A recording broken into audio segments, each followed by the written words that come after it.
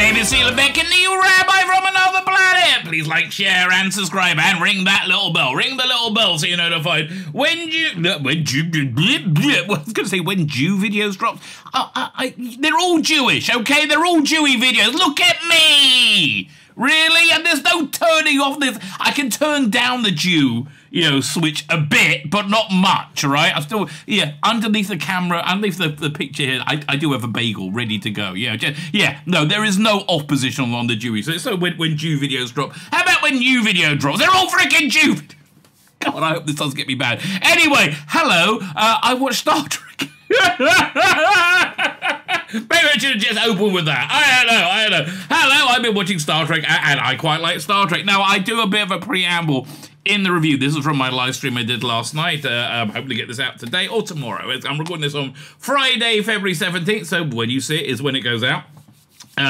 Star Trek Picard came out, and it exceeded my expectations. I don't know what to tell you. It actually exceeded my expectations. I'm somewhat amazed, right? I thought it'll be good. I got the vibe it'll be good. And look, it's not great. It's not the greatest thing ever, but it is Star Trek, right? It is Star Trek. I say this over and over again in the review. Forget everything in terms of Next Generation after Insurrection. Just forget everything. And it's perfect. Then forget Picard season 1, season 2. Forget all that crap, right? Because it's crap. Just forget. And believe me, the people making this also did. There's like no connective tissue. Now, I have noticed the reaction to this has been really interesting. The reaction to this has been either me going, the culture war is over, right? They can't do this shit anymore, right? Indiana Jones will be good. Phoebe Waller-Bridge is not going to become Indiana Jones, right? It's going to be good, right? I just think we're going to get good stuff, right? I think the culture war's over and we've won, right? We're going to get Fallout. Like, things that are already commissioned are already commissioned. Velma, they already made the second series. They should have shelved it. Can you imagine how bad Batgirl was if they let Velma go? They probably didn't even notice it. That's the truth. Star Trek Discovery, yeah, look, it's already commissioned. I'm intrigued to see if they try and pull that back. Because for me, I think Strange New Worlds has been Star Trek. That was Star Trek to me. Enjoyable Star Trek. This is Star Trek, right? So really, they're doing pretty good right now. The last two series, am I counting Lower Decks? Are they still making that? I don't know. But I think the last two things I saw was Strange New Worlds and Picard, and both of them Star Trek, right? If you like Star Trek, you'll probably like this. But a lot more people. I listened to Gary Nerdorodic's review last night, and he's like, "Oh, this is good, but it's an aberration. We're going to go right back to Kurtzman." No, things aren't. In my opinion, we'll wait and see, right? But I don't think things are that black and white. I don't think things are like he's evil or he is good, right? Alex Kurtzman. While the winds of Hollywood blowing one way, he let himself be drifted on those winds. Now they're blowing the other way. Apparently he's being drifted the other way. Okay, that's fine, right? Because look, the bottom line is just the bottom's falling out of this insanity. Like, no one's really on board for this queer theory they're teaching in school, and it's not because they hate gay people. Nobody minds gay people. They mind transitioning an entire grade. There's schools in America, I just heard about it. The entire year of girls transition. That's not normal, right? Most people are not on board for that crap, right? And I'm sorry. It's just become very, very obvious, and so, yeah, the part is over. Good news for us, because the party's just starting for us, which is Picard. Do you like now? I understand you've been too burnt. You don't want to go back. I hear it. They took a shit on you. I actually took a shit. Why were they taking a shit on Picard? Because they were taking a shit on you, right? I understand that. I don't let anybody else be a factor in me enjoying something, right? If I want to enjoy something, I want to experience something I'll enjoy. I don't care how shitty the people are making it. It doesn't bother me. If you want to put Kevin Spacey in movies, I'll bloody watch it, right? I don't care. If he's done something he needs to go to jail for, send him to jail. I'm not opposed to that. When he comes out, put him in movies again. He was good at that. That's just the way I think things should work. That's the system of justice. Anyway, but the bottom line is culture war's over. In my my opinion. Like, share, subscribe, comment. Please do all those things because I'm going to hand over to me from last night so we can actually hear the review. Which, again, it was a bit of a setup episode, but, you know, actually, before we get into it, something I absolutely loved was the relationship between Riker and Picard. These are actually like people that we knew, and they liked each other, and they acted like people, and it seemed like the people writing it didn't hate these people. So for me, it's a win. I hope you like it too. Now, if you liked all the rest of Star Trek, you'll probably like this. It's my advice.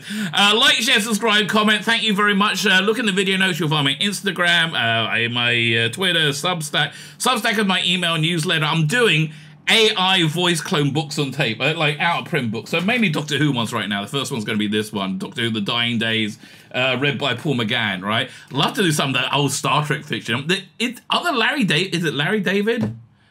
Can't remember. Something David. Oh.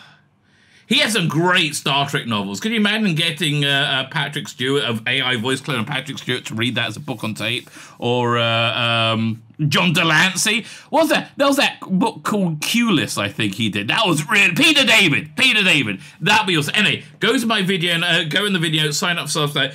If I get enough people signing up for the paid tier, then I can do more. It's basically the bottom line, right? That's really the bottom line. If you want it, if you don't want it, I'm fine doing it this way, right? If you want, I'm here for you, baby. Fine, like, share, subscribe, comment. Please subscribe. That'd be fantastic for me. Thank you very much. Now, let me hand over to me from last night. Do you want proof the culture war is over? Let's get to proof the culture war is over, right? Things can't be just relentlessly shit anymore. Now, you remember Picard, right? You remember how fucking awful Picard was, right? How disgustingly awful Picard was. Remember how that... Yeah, you know why it was so awful? It's because it hated Picard. It hated Picard, it hated the character, and it hated the... reason it hated that character, right? Oh, yeah, it's good. It's actually good. Culture war's over, baby. We've won, right? You're still going to get Discovery. What can you do, right? But, like, we hated it because it hated us, right? It hated us because... it hated Picard because it was a hero to us, and we had morals that we agreed with, right? Bravery, as the dependability, family, nobility. That's Star Trek, right? So this is this is really back there. This is absolutely really back there, right? It has it not just a love for the next generation and the Bourbon universe, but a love for the ethos behind the 1980s Star Trek. 1980s, 1990s Star Trek. Well, yeah, between 80s and 90s Star Trek. But this is such a freaking love letter to it, right? It's a little bit too much of a love letter. This does feel a little bit like GPT wrote a favorable version of Star Trek, given the right parameters, right? It kind of hits all the right notes, right? But I think it's going to develop into a story nonetheless, and it's just delightful to actually have... I'm watching this going, fuck, at last, Star Trek. At last, Star Trek. I haven't seen this in ages, right? And again, I think Brave Strange New Worlds was good, but this is really much more in line with that 90s movies and Next Generation era, right? That is what this is a homage to, and I like this opening over here, the logo. When they did it with Strange New Worlds, they did it with like a 1960s style ship, like their ship. This is like a very Next Generation-y type ship. So that's the other thing. It's very authentic to the Next Generation, yet it's moved forward in time. It's everything we've always fucking wanted. God, it's the most legitimate Star Trek since Star Trek Insurrection. If we're gonna be cruel, since Star Trek First Contact, but no, it's the most legitimate since Star Trek Insurrection. Absolutely is, right? It 100% in that. Forget everything in between. Oh, yes, the Insurrection goes to this. And it's like, you get to see these people years later. You don't need to know anything about the rest of Star Trek. They even, Picard they even find a way of incorporating Raffi in an organically workable way. What a shitty character, and actually doing it well. So anyway, so they have this logo at the beginning, but again, it's the next gen type ship, right? Goes, whoa, whoosh, woo, whoa. Yeah, look, this is made to get very high during. Okay, this is the way. This is the way. Whoa.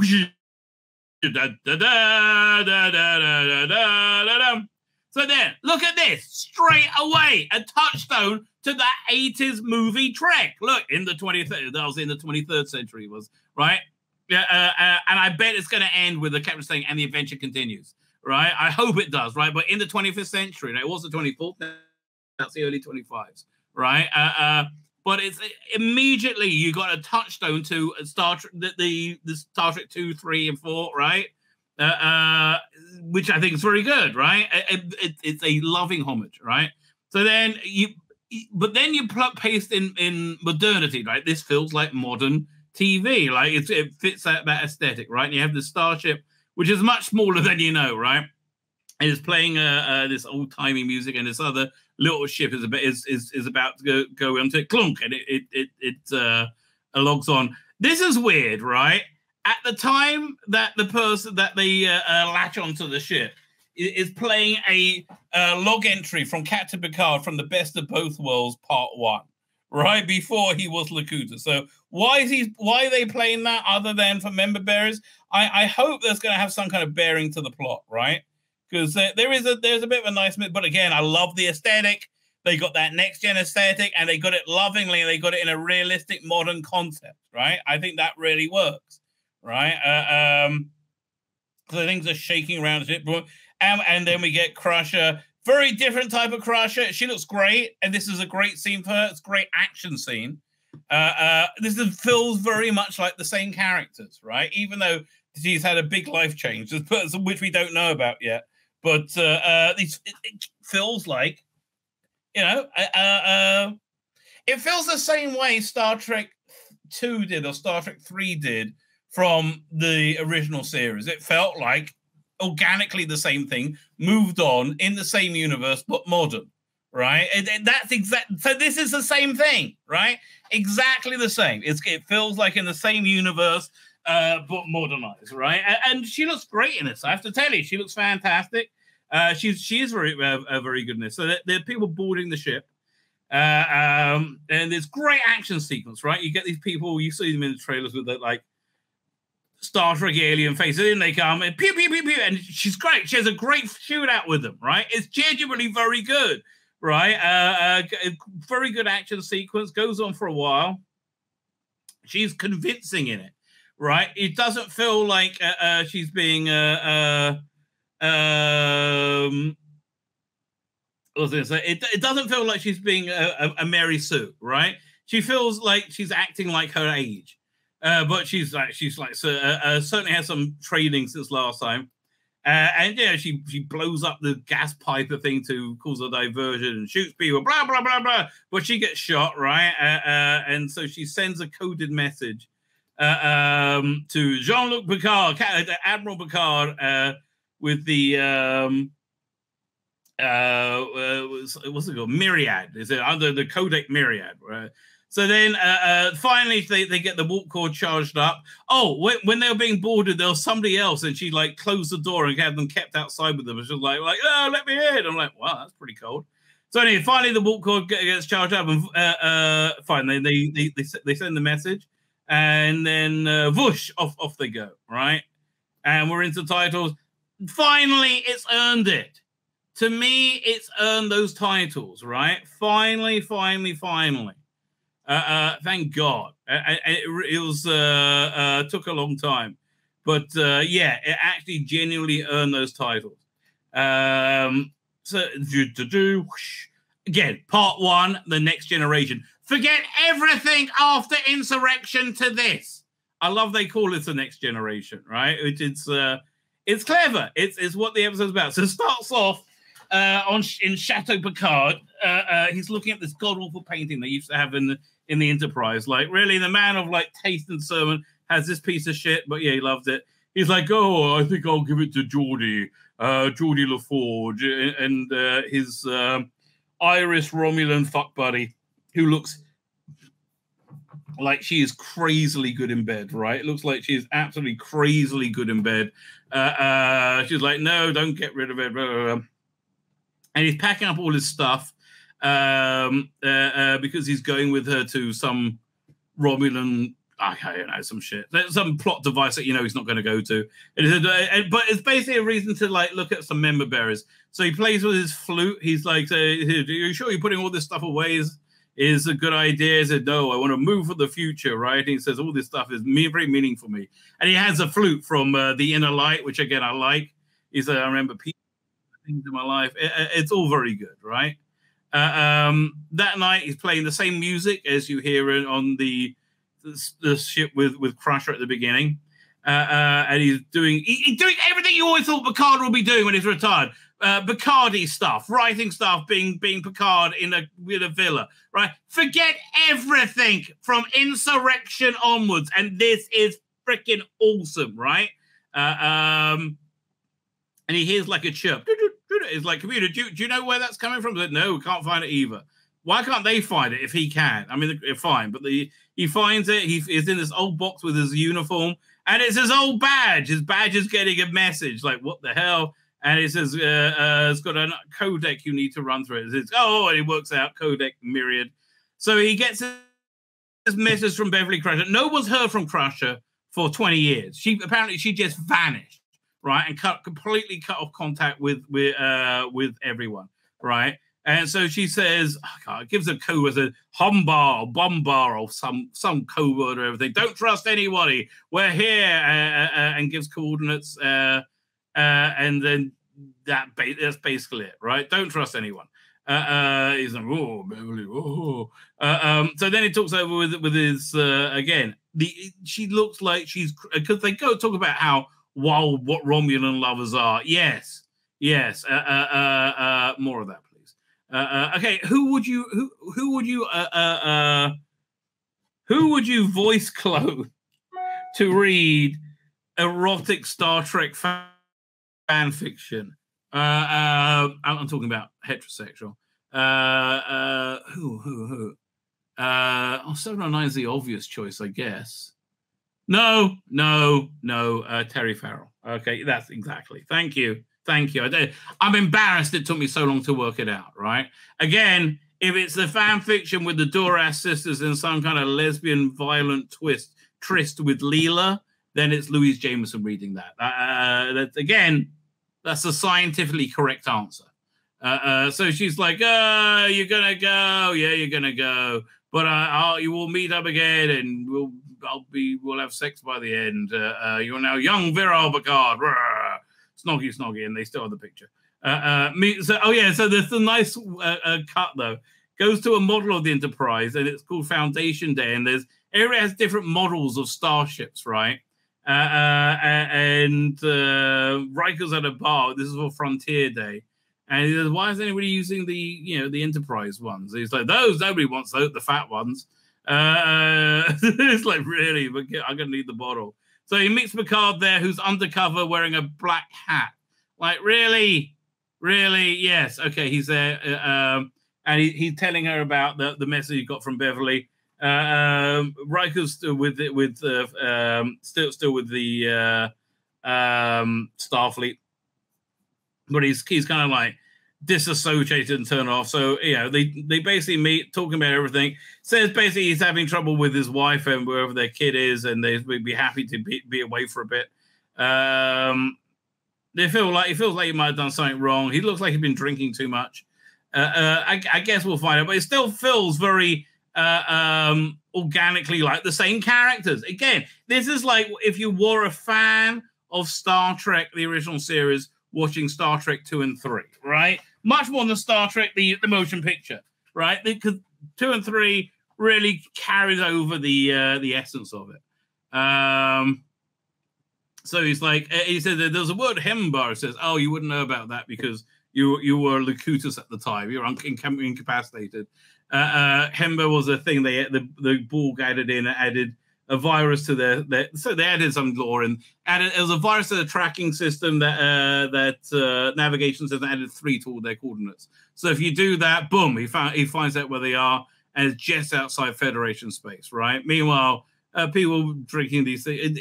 He might have been watched by this bloke. over here, but you don't really know. And off they go. So now we go to a different planet, and I start to roll my eyes, and it's very Star Trek-y, right? It's got that nice Star Trek underworld vibe, which is kind of like part Blade Runner, part Star Trek-y. It's that, right? It feels like Star Trek 5 but a bit better. And it's Raffi. I'm like, oh crap, Raffi. No, why are they doing? So she's a total junkie now. She's buying some crack or something from a Orion. The Orion's really good as it happens, right? And then she's like, oh, I need some information about what's going down. I can get it to Starfleet. And so basically he pays her off. She comes back. It pays her off. And tells her the Red Lady. It's something's going to be with the Red Lady, right? And she's like, and don't come back here again, right? So doesn't come back there again. And then she's like, turns out she's undercover. So this really works for Raffi. The character is essentially the crack core of Star Trek. Finally, they write her in a way that works, right? So they're looking for this stolen tech that could be a terrible weapon, this transformer thing. Meanwhile, this thing has a hard-on for Ata's Trek. Da da da da da da da da da da. Picard and Riker have a plan to get a ship to get them to Beverly Crusher. They're going to go to the Titan and do an emergency inspection and get taken there, right? And it's like the captain's going to take some convincing, but you'll probably recognize the first officer, right? But it's nice seeing the Titan. Very classic Star Trek ship, right? Looks fantastic, right? That's his old command. Again, riffing on Star Trek 2 right now. 7 of 9 is now the she's working her way through Starfleet, and she's a commander there, right? And they do the inspection, and she says the captain wants her to be called Lieutenant or Commander Hanukkah, whatever her name is, Annika Hansen, right? So that she doesn't like using a Borg name, and so they do the whole like inspection bit. They look at everything, and they go to leave. And then, oh look, who's over there? It's you see, it's Geordie LaForge's girl. She's the pilot. I love it, right? It's fine. Picard already wrote the apology letter to staff, and she's all happy to see Picard, right? And said, do you want to give the command take us? So you do it, Seven or whatever, and Hansen. So again, riffing on Star Trek 2 wonderfully. She says 1/4 impulse power now. As we all know, who've read the novelization of Star Trek 2, this was a Star Trek 2 and Star Trek 6, right?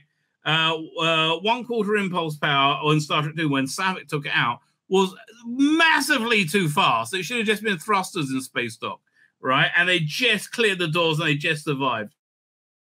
However, in Star Trek 6, when, who was it, Kirk or Spock takes them out, he does it as well to freak them out. So 7 of 9s do this now. Is this a Starfleet tradition to go through the space dock doors at 1/4 impulse power? It doesn't look like they're going to make it, but it makes it, and it can. It's just all Star Trek. It's the greatest hit, Star Trek. It's giving us all the Star Trek-y stuff that you want, right? Finally, Star Trek moved on. Star Trek the same, but moved on. Yes, what we've always asked for, right? Oh, look, it's Star Trek the same, but moved on. Oh, not shot with like dizzying camera angles and lens flares constantly. So they say, oh, we're going to need to change course to go to totally the other direction. It's like the captain's going to need some convincing. They're supposed to meet for dinner, and they go, whoosh, off they go. So the captain's having some kind of veggie steak. It can't really say. He's drinking, and Picard and Riker comes in. The captain hates Picard, hates Riker, right? It just has nothing but dripping disdain for them. And they say, oh, we want to change course and do this for bragging rights for the new ship to show how fast it can do. We'll be back in plenty of time. And then Picard turns on the pressure, and he's like, "Nope, not doing. Don't know who you are. Those aren't my orders. Not going to happen. Not listening to you. No, I don't care what you say. Don't like you. You're reckless. You don't follow orders. You again." Now they try and do this in Discovery, but they can't do it with without the smugness, like this absolute smugness, hatred of it, where they have the fierce authority figure they overcome with their love. It's just I can't stand it. So he's like, I'm gonna go, leave me alone. And we got you in the best place we can get given our sort of knowledge we have. And also he gave like this racist dig saying, look, you just want to help your bald friend to about 7 or 9. Meanwhile, on Krakow planet, Raph is trying to find out something about Operation Daybreak. We get an info dump. There's some technology which we're going to see. She's got some handler, doesn't get on very well, doesn't listen to her, and so we got to find. And she says, "You know how hard this is," and it shows her record of how she's been discharged for drug addiction. This stolen weapon is an act of war. You are a warrior. So we don't really know who's running her. She doesn't know who's running her. Find the red lady. That's basically it. They got to find the red lady. They have no idea who the red lady is. Whoosh, Star Trekky! Whoa! And they're on they're in a bunk bed, right? We haven't done this since cadets. And I didn't have to pee quite so much then. They get called to observation by 7 of 9. And she said, look, tell me what's really going on, right? Don't bullshit me.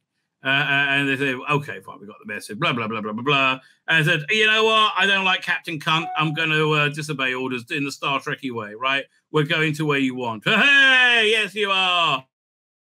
Go to Shuttle Bay 3 as a shuttle waiting. And they arrive. Whoosh.